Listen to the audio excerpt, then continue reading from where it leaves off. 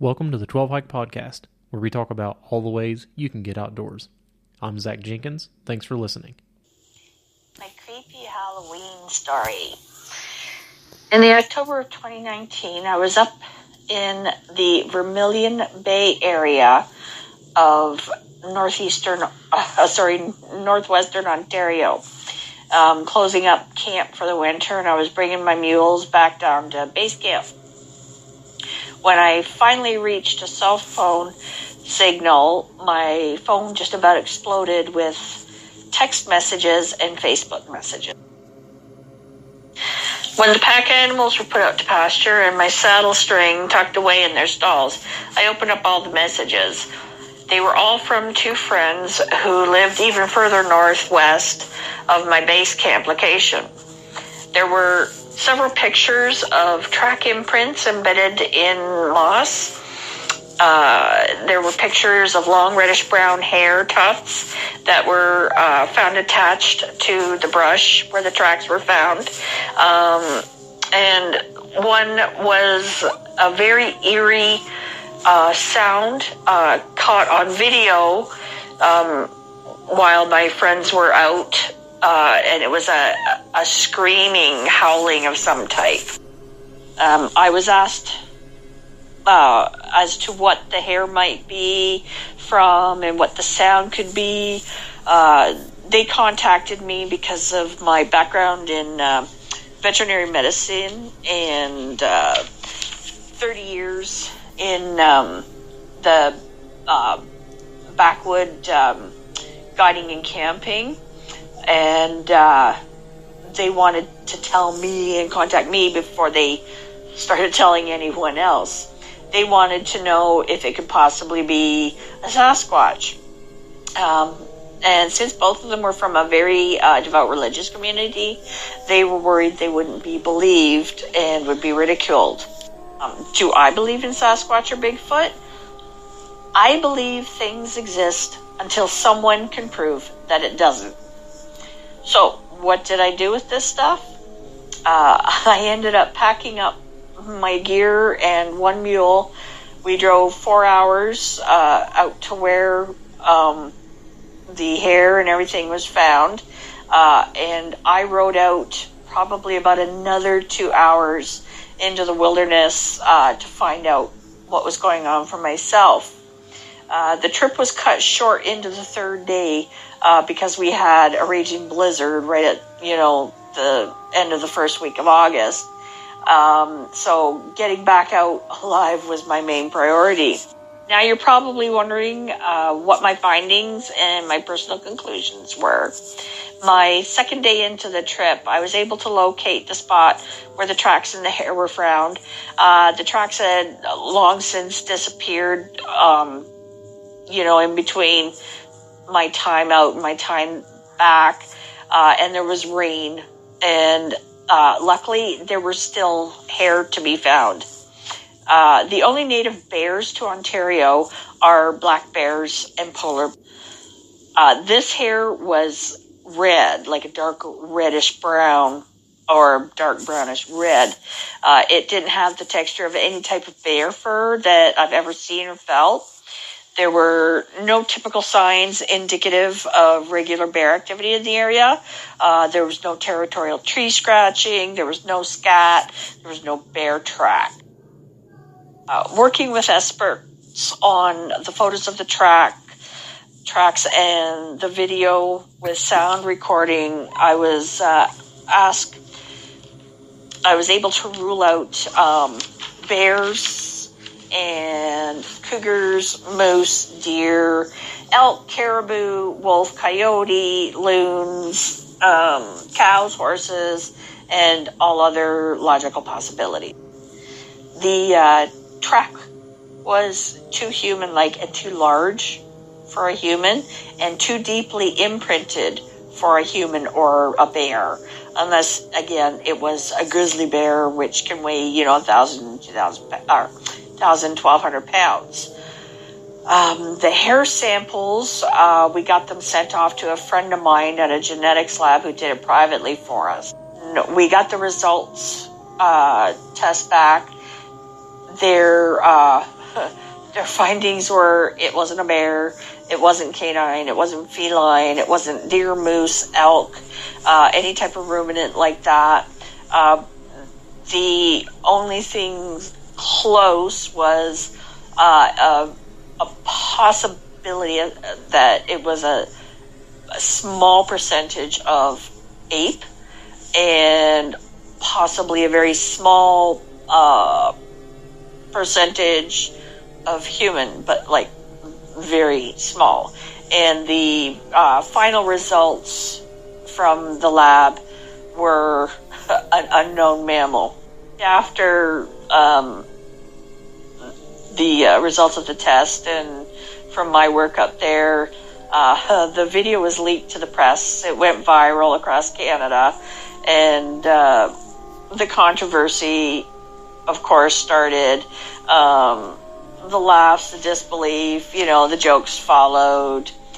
The thing that the press and the public doesn't know is that the results of the private DNA test that I had done were never, luckily, leaked out by the person who leaked out the video. So that's my Halloween story of scary stuff out in the wilderness. What you just listened to was something that was sent to me from a listener in Canada. I couldn't believe it. First of all, someone in Canada listens to the podcast. I'm totally excited about that. Secondly, I couldn't believe they sent me a Bigfoot story, because the way I wanted to end our Halloween special month of stories was with a Bigfoot story. Little did I know, a former customer of mine actually has a very interesting Bigfoot story.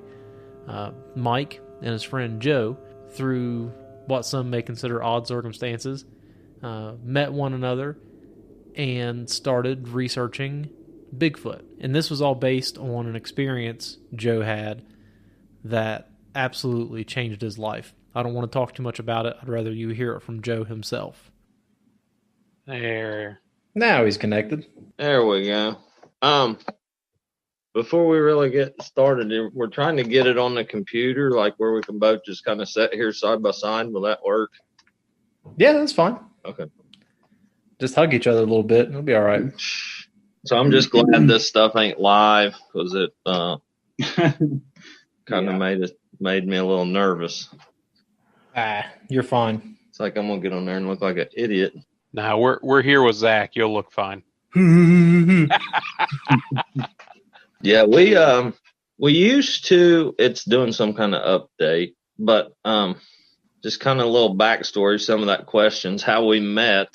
Kind of funny. Which we could talk about it again. I don't care, whatever. Yeah, our both of our ex-wives were twins. Oh, really? Yeah. Oh, that's interesting. Yeah. So where was it? One of those things where you guys were in a bar and it's like, hey, I'll take the ugly one? No. We didn't even know each other before that.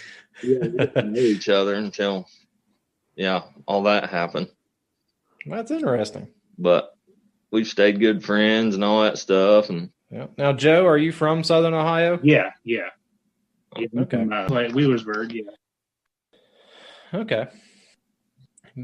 Mike, before you met Joe, were you a Bigfoot guy? No.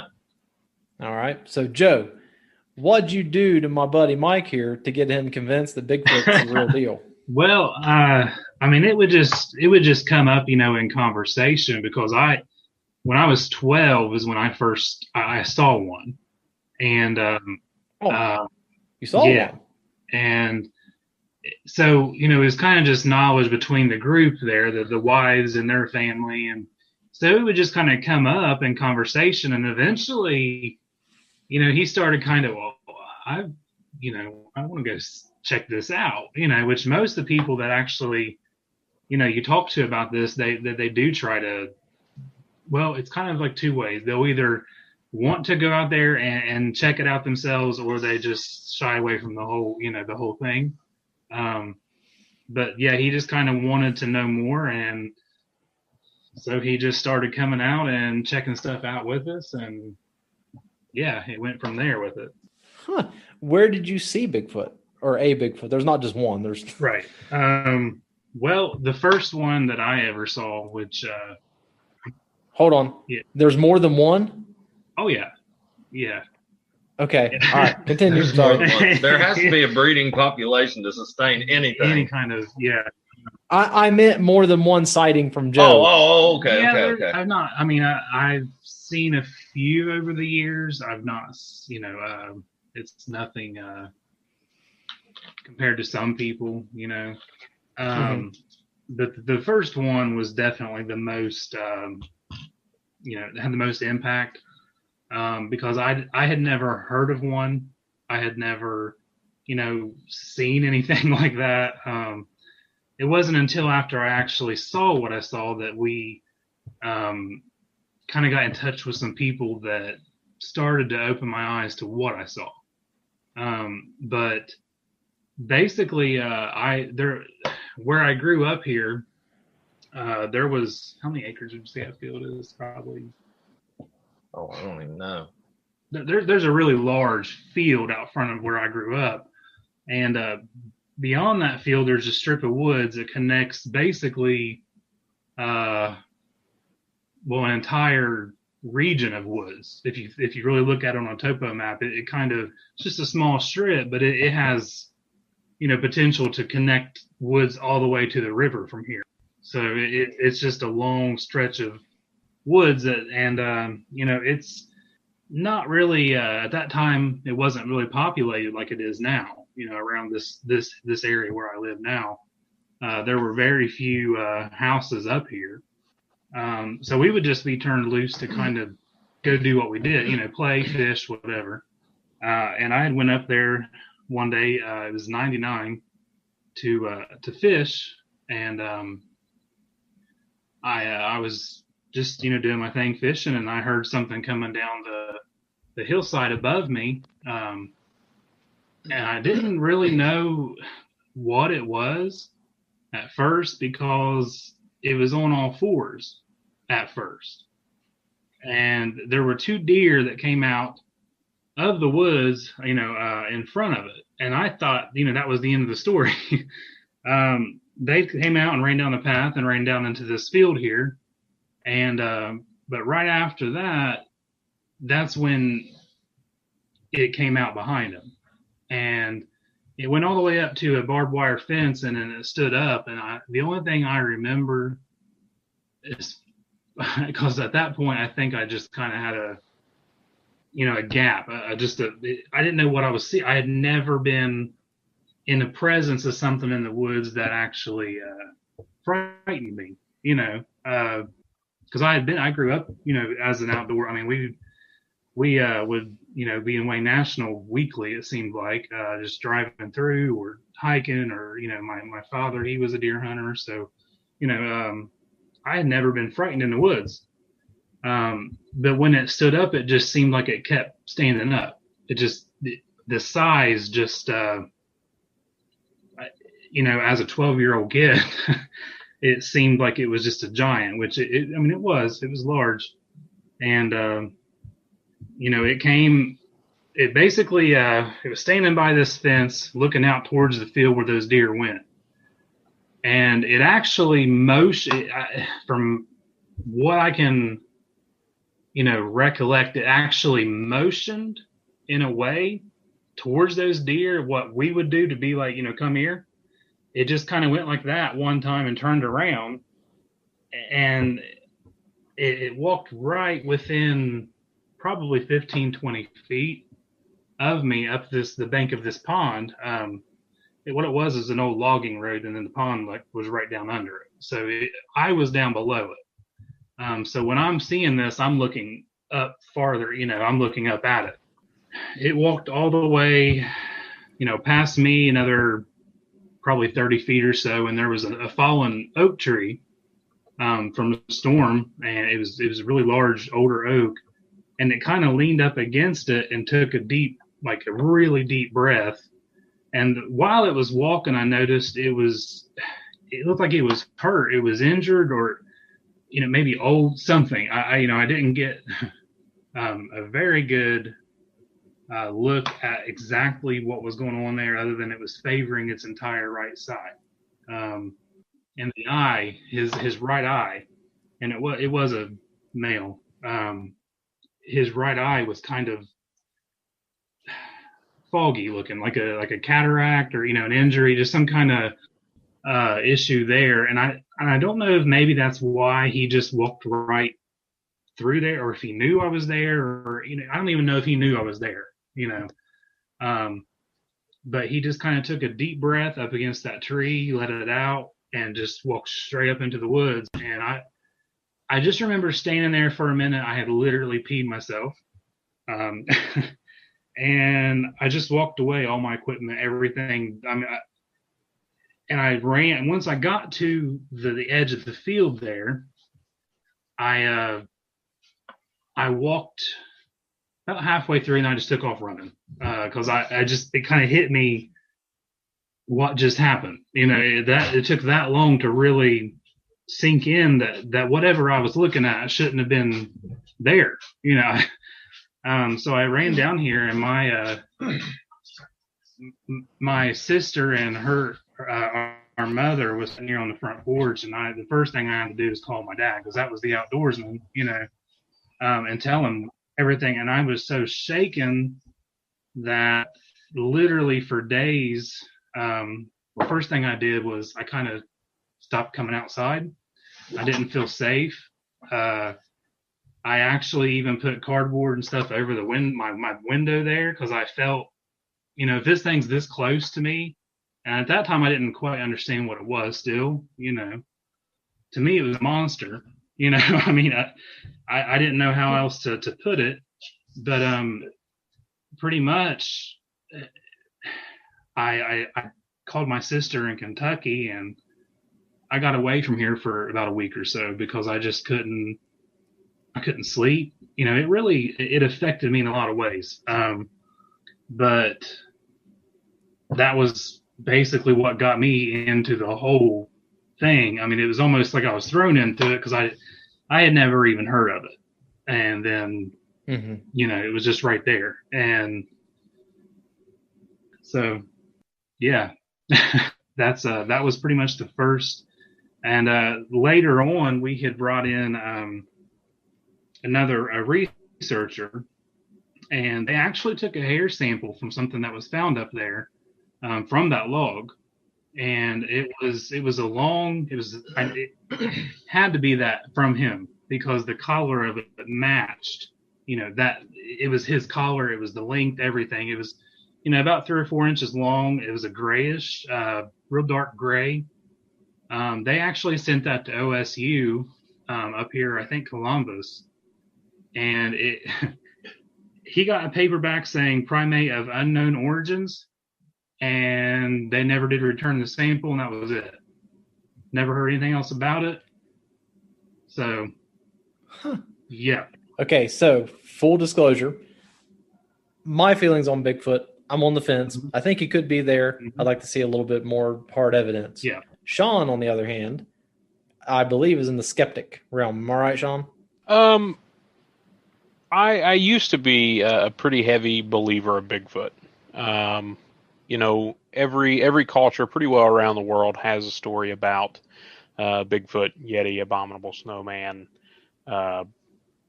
whatever you want to call it. But then, especially now, everybody's got a GoPro, everybody's got a drone. We've never caught more clear footage. We don't have clearer photos, anything like that. You know what I'm saying? You know why, Sean? There's a comic out there, Mitch Hedberg. He says that Bigfoot's just fuzzy. That's why you don't get a good picture of him. I mean, I guess that makes sense. Yeah. So go ahead, Sean. Sorry. I mean, I'm not going to say that no, there's no Bigfoot. But, I mean, I would think at this point in the game, we should have been able to see a little bit more concrete evidence. That's where I stand with it. Now, to your comment about cultures having stories about Bigfoot all across the world, Joe, whenever you had your experience, did you start researching maybe across the world, across Yes. different cultures and times? Yes. Actually, once I could kind of accept what happened there and absorb it in a way that wasn't, just a scared 12-year-old, I actually did start researching a lot. Not just, locally, of course, but I mean, getting down to the basics. The biggest thing that fascinated me was the Native American, references to what, I mean, when I read it, it's what I saw, and it was several cultures all over, not only America, but even like you have Australia and you have the Yowie, you have the Orem Pendek, you have, I mean, just basically anywhere you look in this world, there's some sort of reference to something very similar to that primate species. I don't know how with and that, and you brought up like this informational age and things like that. In that age, how would that happen? It even goes back to culture, like our Native Americans, that they didn't know each other existed at all. So why would they, how would that happen? The references in cave drawings and things that are thousands and thousands of years old, and then they can take drawings from somewhere down in South America and match it up almost to be the same creature, but it's something that's not there. You know what I mean? It's supposedly not there, but this is two different worlds compared to ours, especially in this day and age. But in the same sense, they, again, like I said, didn't even know each other existed. So how would they have been able to share that story to, it just, so yeah, I definitely I took a dive into that whole, origin thing. And really, origin to me with this, I don't know how you would technically prove it, of what it is, until you actually had, like you said, concrete evidence of what, to actually look at scientifically. And even then you may not have the answers, but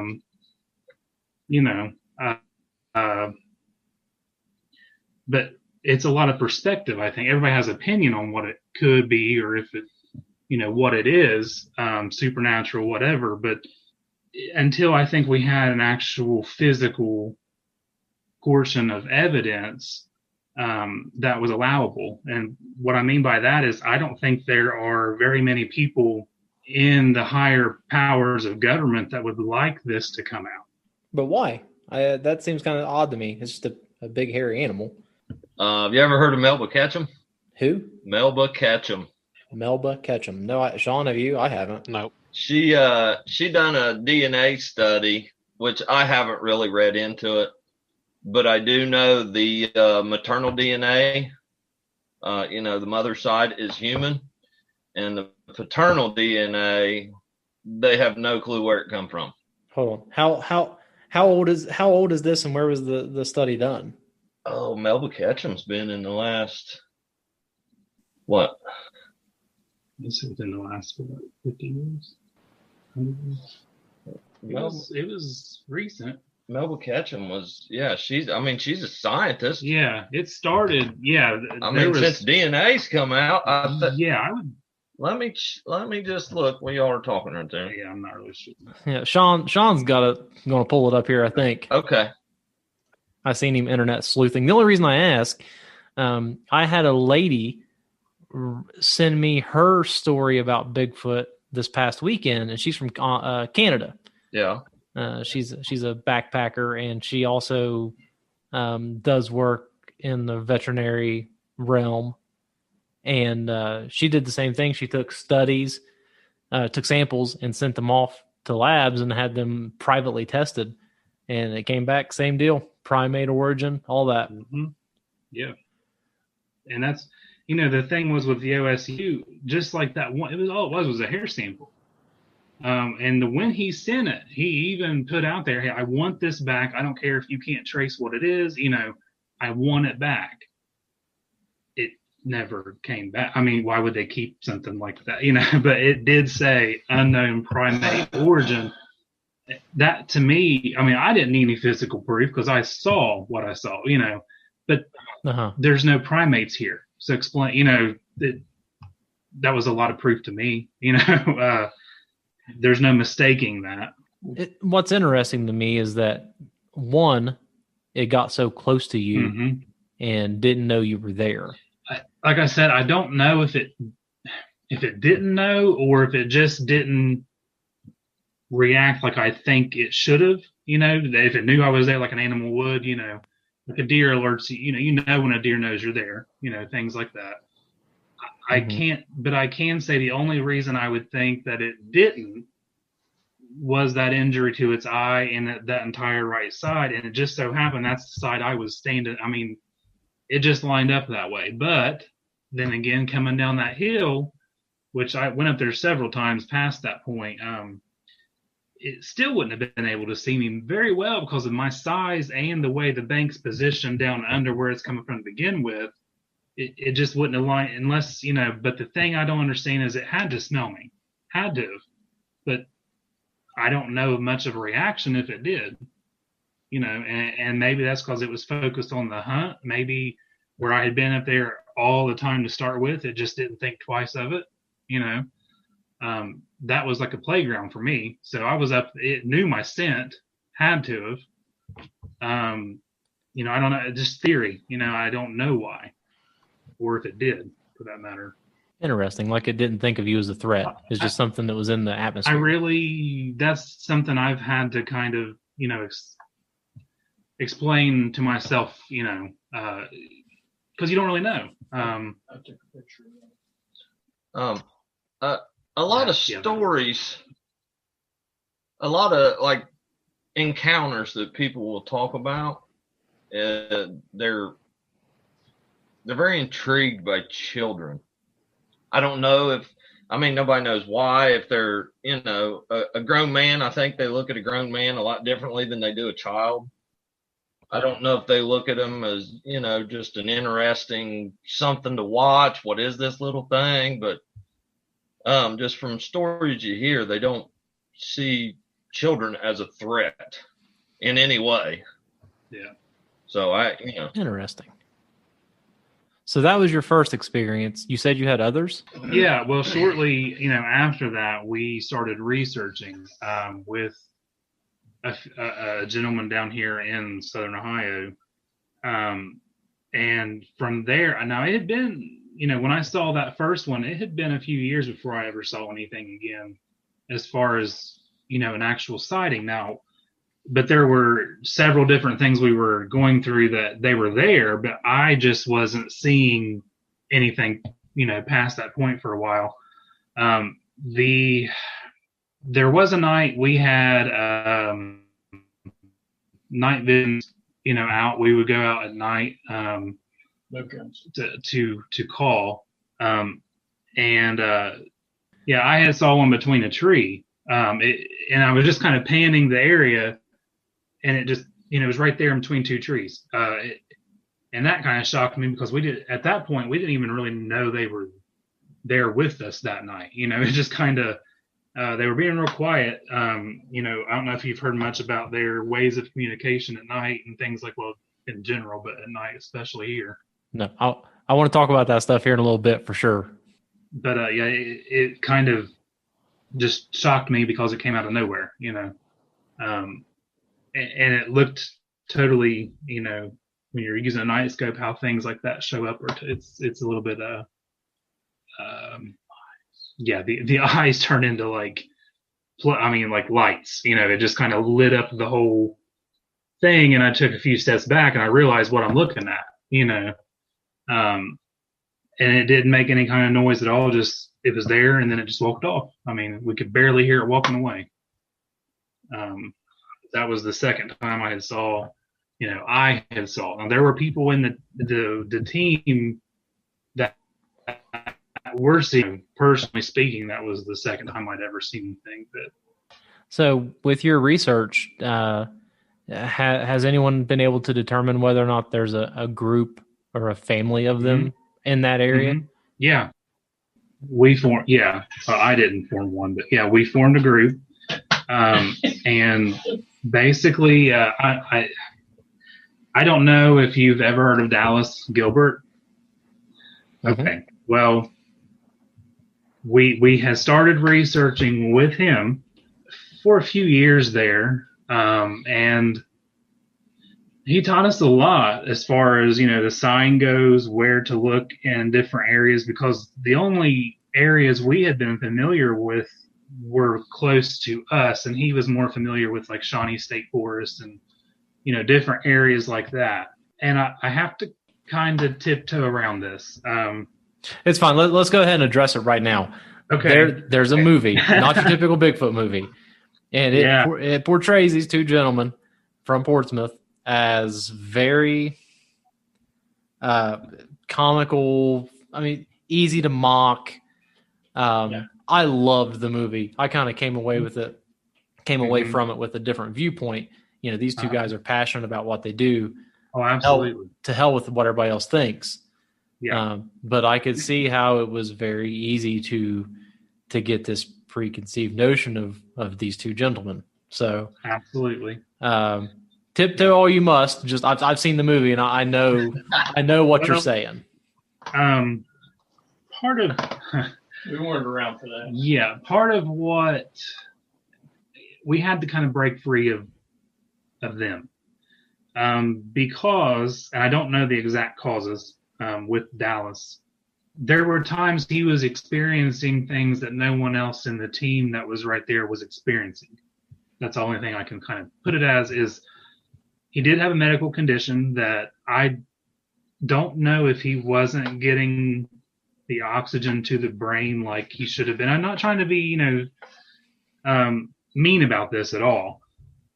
But there were times when we would be totally without any kind of activity and he would see things or hear things and no one else was. So, it kind of started to, because I was at this time already talking to several other research groups, GCBRO and Mary Green, the Tennessee Bigfoot lady. There's just a ton, BFRO. There was tons of them. And I've not been back in that whole realm there for quite a while, so I don't know what's active now and what's not. But, I started to hear things coming from different people that some of the things we were doing was being claimed with sole credit kind of stuff. Mm-hmm. And so one night I entered a chat room, anonymously, and verified it all for myself, and we decided to branch off from that point for many reasons, because we were getting pretty serious into things and having quite a following, and I didn't want to risk, and I don't want to discount his research at all, because he absolutely knew what he was talking about. There was just a point in time where something wasn't right anymore, and I don't know what it was. I don't know, again, medically or what was going on there, but there was just a point where he kind of strayed from the path. Yeah, he really strayed, and then that's when the movie and all that came out. We were separated for probably like 10 years before, all that. I mean, it was quite a while. We had contact here and there, and we even shared research areas, but we just didn't research anymore together. Yeah. Sean, I don't know if you know this or not, but within the Bigfoot community, at least I feel like there is a division between what I would consider Bigfoot. I don't want to say purist. That might not be the right word. Academic Bigfoot hunters and more gimmick Bigfoot hunters. Does that seem about right to you guys? Mm-hmm. Yeah. We feel the same way. And the academic Bigfoot hunters very, very, very much would like the gimmick Bigfoot hunters to go away. Absolutely. Yes. That was odd to me, because I can understand it, because it delegitimizes what you guys, the people that are genuine and sincere about their beliefs, delegitimizes what they yes. experience, what they research. How do you fight that, though? Because there's always going to be the attention grabbers. One that pops up in mind, the guy that said he had one in his freezer. Yeah. What's his name? I don't remember his name either. From Canada. Rick Dyer. Yes. Oh. Yes. Have you heard of him, Sean? Mm-mm. Look him up. He says he's got an honest-to-God Bigfoot in his freezer. Yep. And he charges people to come look at it. And then when they go to look at it, he says, "Oh, no, I can't let you look at it today. There's something wrong." Yes. Wow. Yeah. So your question would be how to combat that? Yeah, I mean, is there a happy medium where the two sides can get along, or is it just want to be one of those things where it's always, groups of people that are serious versus groups of people that are out for attention? I don't think they'll ever. No, I don't think you can get along because they're undoing some of the things that we did. There can be a comical aspect to all that. You don't have to be entirely serious all the time and all that while you're out there. But when it comes down to it, you do, like you said, you have a scientific standpoint, and then you have the people that want to go out and throw rocks and holler and carry on.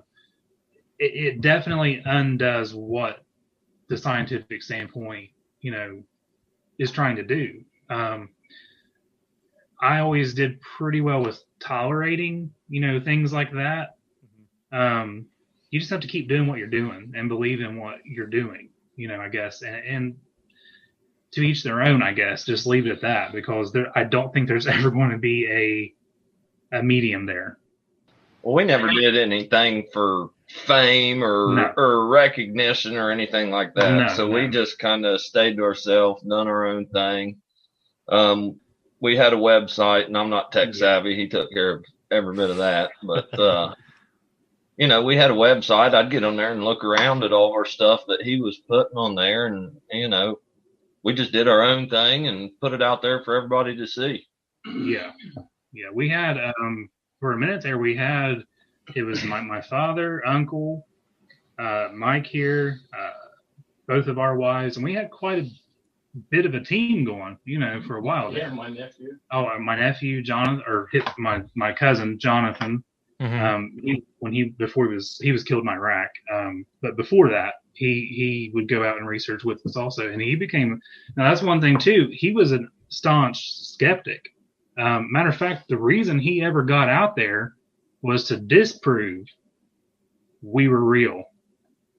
And within a few months, he was researching right along with us for years to come until he, joined the military. So, when it comes back to being, a skeptic, that's one of the people that really stuck with me in a way, because he went out there to literally, undo what we were doing, and got so caught up that he realized, oh my gosh, and when he finally saw one, it was all over from there. I mean, he was on it. So, it's funny as far as research goes. I feel like I'm not a big Bigfoot researcher. I'm just kind of like the cursory on the periphery of it. Did all of that start with the Patterson-Gimlin film? No, it was before that. Then people were really out there searching for him. Yeah, well, you got to think they researched for decades or so before that. I didn't know that. Oh yeah, him and Bob Gimlin were very into this way before the film was ever made. They were actually researching long before that, and no, they weren't the first. No, Teddy Roosevelt. Have you ever heard of the Teddy Roosevelt stories? No. Okay, Teddy Roosevelt had a cabin out west where they were under attack one night, all night long, by these creatures. Yeah, it's documented.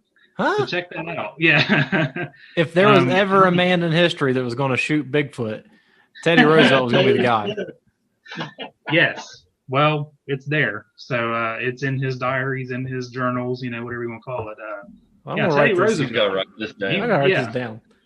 That whole night they were being, I can't say attacked, but they were being, tormented, harassed. And he made clear what he felt that it was. So interesting. Yeah. Okay, so the Patterson-Gimlin film, is that film kind of what brought Bigfoot to the public's attention? Is that fair to say? What would you say to that? Yeah. I think so. Gosh, I can't remember the guy's name that coined the term Bigfoot, because I think he was about 10 years before that. Yeah, he was. He was on a logging crew and cast one of their big feet I think his last name was Cruz, and I think it happened in the 50s.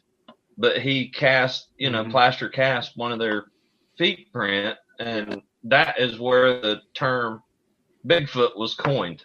Yeah. Sean, how do you feel about the Patterson Gimlin film? Have you watched it? I have no clue what you're talking about. What? Yep. No way. Come on, Sean. You should have done a little research. Listen, I'll admit, Zach told me what day this was happening when he scheduled it with you, and then I completely forgot until about 10 minutes before, and he said, "Hey, you hopping on for the Bigfoot podcast?" And I was like, "Oh my God, that's today!" So the Patterson Gimlin film is the famous film. Is that the Bigfoot that walks from left to right? Yeah. Looks at the Down camera. Yeah. Okay. Yeah. So I didn't know what it was called. You guys should have just said the old Bigfoot movie, which would have been mislabeling it. But yeah, I've seen it. So I feel like that recording did a couple of things. One, yeah, it sensationalized Bigfoot, brought him to the forefront of the public's attention. But the other thing it did is it brought out this whole group of people who are like, hey, if these guys can get famous from a Bigfoot movie, maybe we can get famous from a Bigfoot movie and make our own. I'm sure of it. Yeah. I mean, have you guys experienced any of that in your, the communities where you guys go out and maybe someone says, hey, we seen Bigfoot here, and you go out and try to debunk it? We when we had the website set up, we were getting anywhere from, 10 to 20, well, possibly more reports a month sent in, but we obviously couldn't investigate every single one because it was all over the country at times, and dates, it might have been from the 80s or back, but I never really encountered anyone trying to. Now I've heard of it, and it exists. People do that just for the attention's sake. But I never encountered it head on. No. I think a lot of people don't. I think pretty quick if somebody's just an attention grabber. Oh yeah. Because most people that's had genuine experiences, they just want to reach out to somebody to get some kind of validation as to what they saw. Mm-hmm. Or, they don't want the light cast upon them. They don't want to be famous from it or anything like that. And that was part of our team as a whole. That was never the goal. The goal was, and I think we might have all differ, individually, but my goal was to find for myself, for one, to just understand it the best I could, because it changed my life. That the moment I actually saw that, everything changed. Things that weren't supposed to be real were, and so, but mainly for me, I wanted to seek some kind of protection for the creature, and so, and just understanding, because, I grew up in a religious household, and to me, when I saw that, it made me start questioning origins and things like that. Things I never had to question, I had to start questioning. So I think everyone has their own agenda when it comes to why. Mm-hmm. But, again, that's all part of being an individual. But there are definitely teams out there were out there. I'm not entirely sure now, that were literally in it. Well, I can say there are some out there still, even televised, that, it's more of a fame kind of thing when there's no real solid concrete evidence being found. I got you. I understand that. You said up to 20 reports a month. Yeah.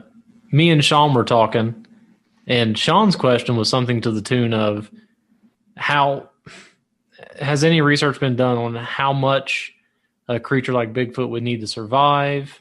How big would his habitat need to be? Yeah, there has been research on it. I really, to be honest with you, I just don't have the information on me right now. Mm-hmm.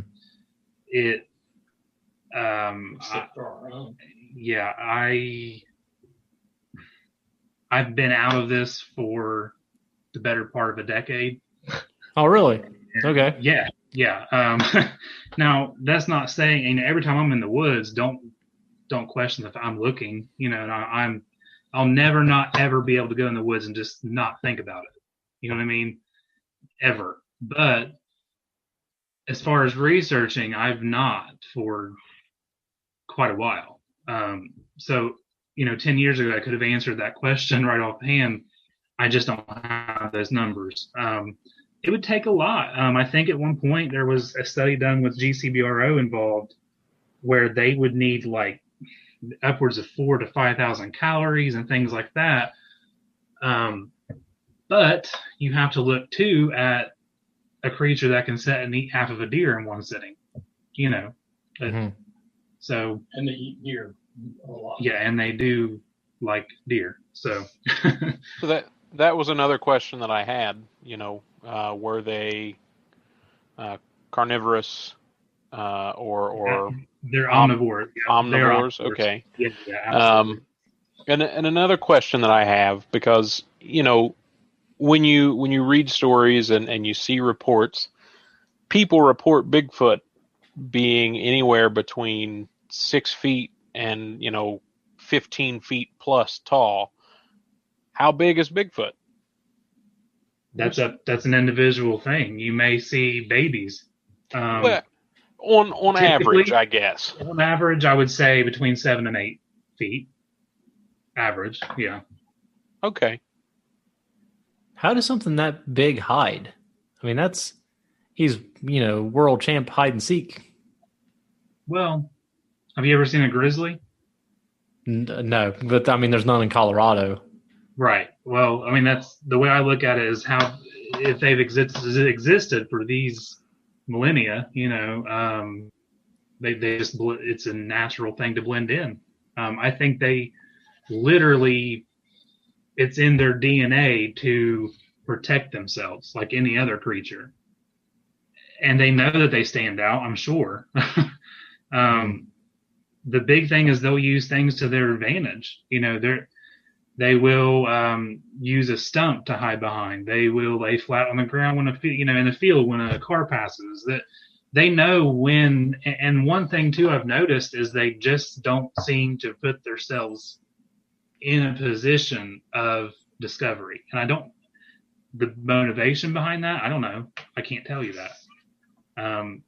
Because I've never actually seen one to where it's like, I want you to see me. It's more of I happen to see this. I would just go with that. I mean, it's just an instinct. There's reports of them just standing there too, and as humans, our eye, I think, catches movement more than anything. So if you just got something blending into the trees that's not even moving, how often, unless you're in the woods hunting, if you're driving down the road or something, you're not going to really catch that. Mike, do you still get into research? Do you still keep tabs on Senior Sasquatch? Well, not really, because we both. I mean, we will occasionally get out and kind of check things out, but divorce, life, all that good stuff, kind of. Kid chopping her hair off. Yeah.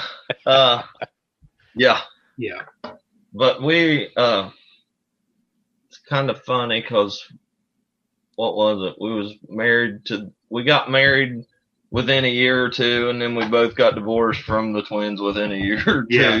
It was all it was just a really, our life was kind of followed the same storyline of, yeah. So, yeah. Mike, the question that I would have for you, other than meeting Joe and talking about Bigfoot with him, what was the thing that sealed it for you? Have you seen Bigfoot on a single occasion, multiple occasions? How many times have you witnessed Bigfoot? Well, there was after talking to Joe and starting to go out with the group, there would be things at night that would happen, and it was like, how do you even explain this? It would make sense. Because Like, for instance, one night that really stands out. We were out. We were parked right beside Pine Creek, and there were rocks, little, not big rocks, small pebbles, coming from the other side of Pine Creek being thrown at us. And that's one of them. They can make you leave without being seen. Mm-hmm. Oh yeah. You know, if they don't like you being there and they don't want you there, they'll make you leave without being seen. But there were small pebbles being thrown at us, and we were just kind of hanging out, pretending to ignore it. And the next thing we know, there was a log, a big rock, one of them. I don't know what it was, but something big. They threw a Bigfoot at you? It done a cannonball into Pine Creek. It sure did. There was a huge splash. Yeah.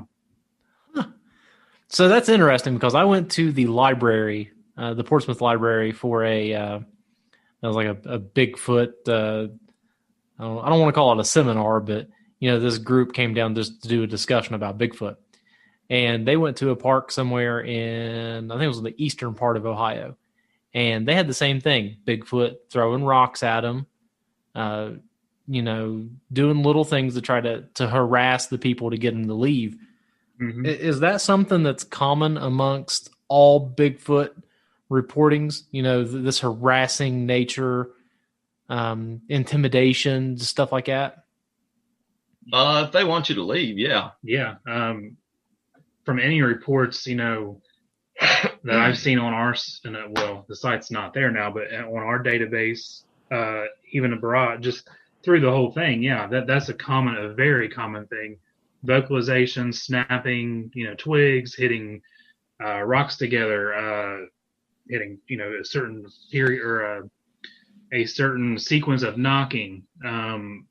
It's all very common all across the country. So interesting. One day, me and him, my wife was at work or something. We had, golly, how many kids did we have? We had 3 or 4. 3 or 4. We was like, neither of us was doing anything. So it's like, let's just take the kids and go for a hike. Yeah. We'll go for a walk. So we did that, and we was walking. We was walking on a 4-wheeler trail was the funny thing.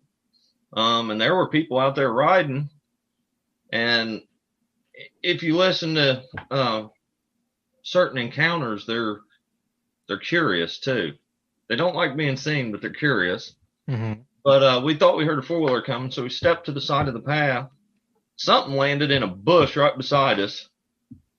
And it come from up on the hill. And me and him just kind of looked at each other and was like, well, okay. Yeah. So on the way back, when we was walking out in the same spot, we heard a wood knock up on the hill. Mm-hmm. And all this was in the day. It wasn't nighttime or anything like that. And it's like, something's up there. That went around. And the rock, that's the one we heard coming through the trees first. It was hitting just little things on the way down. Then it's, how do you explain that? I'm surprised you didn't just throw one of your kids at him. I would have tried it. Here, Wyatt, go get him. Yeah. Accept this child as sacrifice, Bigfoot. See, to me, I've been out in the woods quite a bit, and I've heard knockings or stuff hitting the ground, and I'm like, oh, what's that? In my mind, it's like, oh, an acorn fell out of a tree, or the wind's blowing and 2 branches knocked together. Is it just as easy as that to explain away things, or once you've experienced what you guys have experienced, is it harder to explain those things away like that? I always try to still look at it with a skeptic mind. Yes. Can what just happened or what I'm looking at, can it happen naturally? Mm-hmm. Could the wind have been blown a certain way? And you know what I mean? Mm-hmm. I don't just always say, oh, that was Bigfoot. Right. Because that would just be completely obnoxious, just to think everything is Bigfoot. Always try to look at it in that skeptic mind of, could it happen without it, something with hands placing or doing this or that's just the way I look at things. Good. So with that, skeptic mindset or lens when you're looking at things, what is it that leads you past, with the noises and things specifically?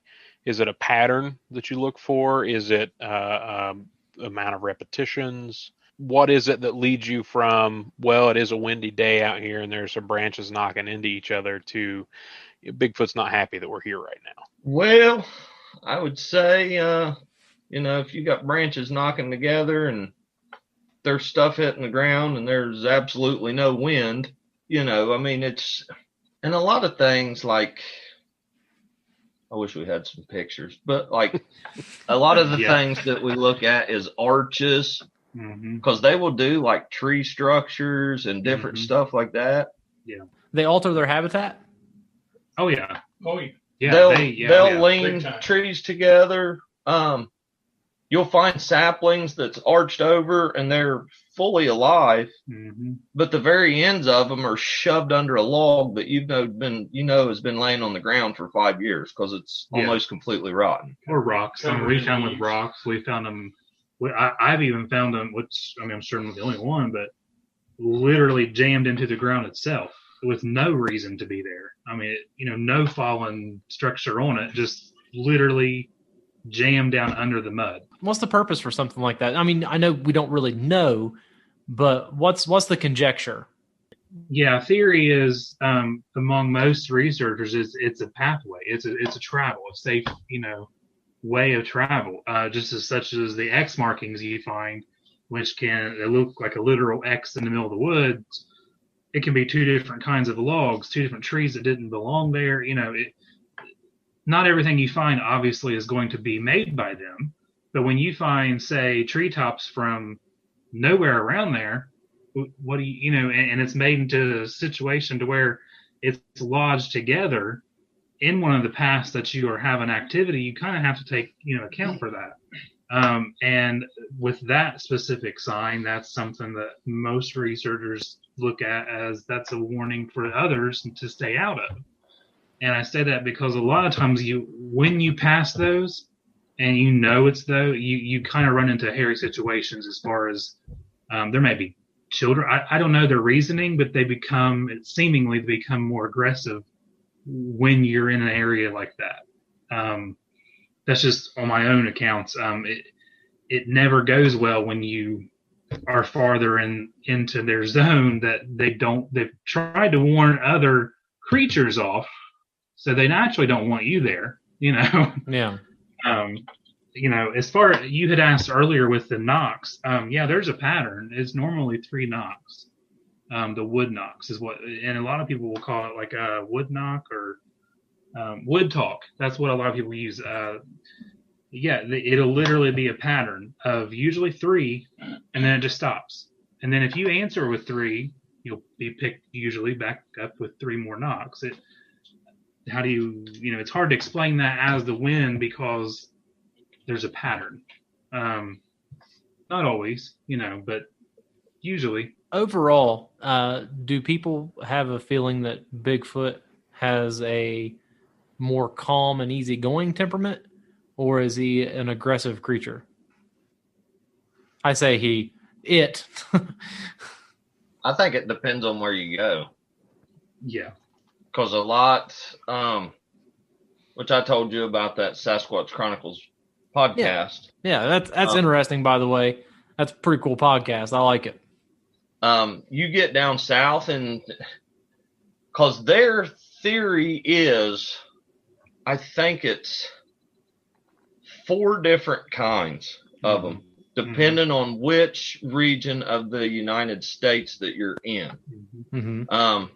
You got like the cone head patty type that's on the Patterson Gimlin film. They're more laid back. Don't, if I see you, I'm just going to go the other way. Leave me alone. You get down to Texas, they got ones that's got more of a rounder head, and they say they look like a chimp. And they talk about them things will just, they'd rather hurt you than look at you. Yeah. I mean, they're, down there, there's there's a lot more aggressive accounts than what there is in the north. Yeah. Why, I have no idea, but so it just depends on where you go or what type they are. And same thing with body type. Does that depend on region too? Big, small? You mentioned the shape of their heads. Yeah, that's like the ones that look down south that look a little more like a chimp. They'll be more slender. Mm-hmm. They won't be the big bulky ones, that's further north and have to endure the colder winters and, more brutal elements, I guess. Quick time update. We've got 7 minutes before this session ends and I have to start a new one. Do you guys want to jump to what's going to happen if one is ever found, or do you want to keep talking body types? It don't matter to me. It don't matter to me. Once I click out of here and we do a new session, this next 45 minutes will probably be it for me. Well, I hear my kid. We can just do with body types and things like that. And then, because I think when we get into what's going to happen when one is found, well, I think that'd be longer than 7 minutes. So. I think so too. Yeah. So, just tell them we're taking pictures of it. Yeah, I mean, I do have, we have photographic, evidence with the signs and everything we've mentioned. I really hate that we lost our website, but I do have everything. We have casts, we have picture evidence, we have a picture that has been looked at by, I don't know if you ever heard of Jeff Meldrum, different people like that. It's been around for a while, and it's of arches that we mentioned earlier, right up here on this hillside where I was talking about with my first sighting. That's why this picture was taken. They were up there with Dallas one day looking, at that area in general, because it went straight up through the woods and then we wanted to know where it was going, Uh-huh. And there's something in it. There's something in the arch? It's in the side of the picture. I mean, I know what it is. I can't, but yeah. And anyone that looks at this picture you just can't deny there's something there. You don't tell them anything. Several people, I've just put it in front of them here, and they'll point right at it. Like, what's this? That's something I can send you. I don't have it on this computer, but I do have it here. I was going to say, if you wouldn't mind, maybe the next 4 or 5 days, send me some of that stuff. Oh, absolutely. Yeah, I can. I have to get it off of my old Dell that I've had since 9th grade. So, but I can get it though. I have it all. It's all backed up in different ways. I got that thumb drive with all of it on there. He's got it too, so he can actually send some of the. Mike, how did I not know all that time dealing with you that you were into Bigfoot? I just don't get it. I mean, that ain't something you just advertise to people because they think you're crazy. Yeah. Right. You came into work. You knew me and Sean were crazy. We could have talked about this. I agree. I mean, I don't know.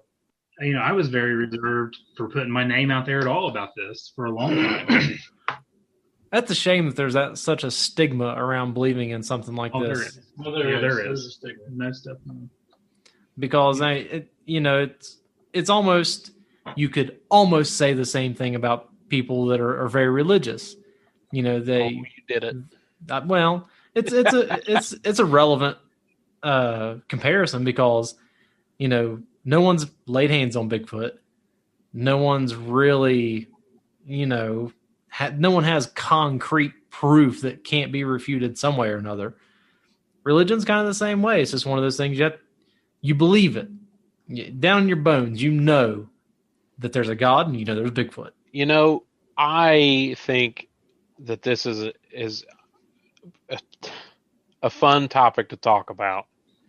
And I think, Zach, I'm going to make a suggestion because we're going to make this one of our podcast episodes. I think instead of continuing on tonight, because I have to start getting ready for bed for work and things, I think we should have a part 2. I'm up for that. You guys up for that?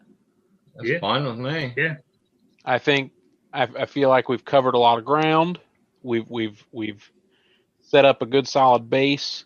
This will give Zach time to get stuff edited and potentially have the episode out so that our listeners and Facebook people can potentially pose some questions that we haven't thought about, and we can meet back up and talk about, if a Bigfoot is found.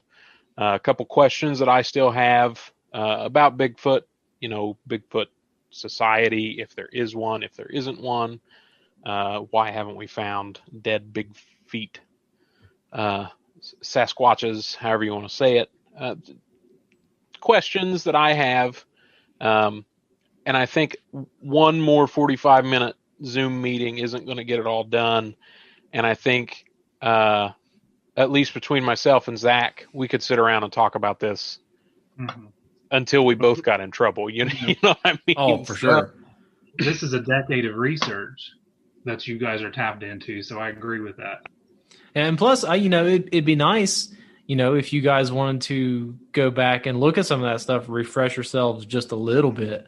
Yeah. I like having a part 2. I could do that. See, I still haven't even told you about the time I'm like 80% sure I seen one. Well, there you go. That'd be the perfect way to start out the second one then. Yeah. Okay, yeah. So this episode, I will have it edited and out by next Saturday. Okay. That'll be the end of the month, like the last Halloween episode that I'm doing. And then I'll give people, a week to ask questions. And then maybe the following week we can record the last one. Yeah. That'll work. Just get at least the part 2 one. Yeah. I don't want to say last one. Sean, this could be like Fat Guy in a Little Boat. Part 3 and part 4. It could be. This could be cryptozoology with 2 fat guys, right? 4 fat guys, right? Yeah, 4 fat guys. 12 hike Sasquatch hunt. I like it. I can do that. There you go. All right, guys. If you're okay with that, we'll go ahead and wrap up tonight, and I'll send Mike another message here later, and we'll get it set up for next week. All right. Sounds great. Sounds good. All right, guys. See ya. Thank you, fellas. All right, Zach. Good to see you. Thanks. Yes, sir. I hope everyone enjoyed that conversation, because there's going to be a part 2, 3, 4, 5, however many it takes to get to the bottom of whether Bigfoot really exists. Now, this might go from a outdoor recreation podcast to a Bigfoot podcast real quick. I don't know. If you enjoy our content, make sure you follow us on Facebook at 12 Hike. We're also on Instagram, 12 Hike Challenge, and we have a YouTube channel, 12 Hike. We put all of our podcasts on all of those platforms, so you can find it everywhere. We've also got an online store that you can find on our Facebook page. We're selling hats, shirts, just various bits of merchandise. If you see anything on there you like, please feel free to click that order button. And be sure to visit our website, 12hike.com, where we do extra content like blogs. And I just recently put one out about hunting with my grandfather, which really took me back down memory lane. He was a one-of-a-kind fellow, that's for sure. So I hope you guys have a good week, and we'll be back on Wednesday with a new podcast.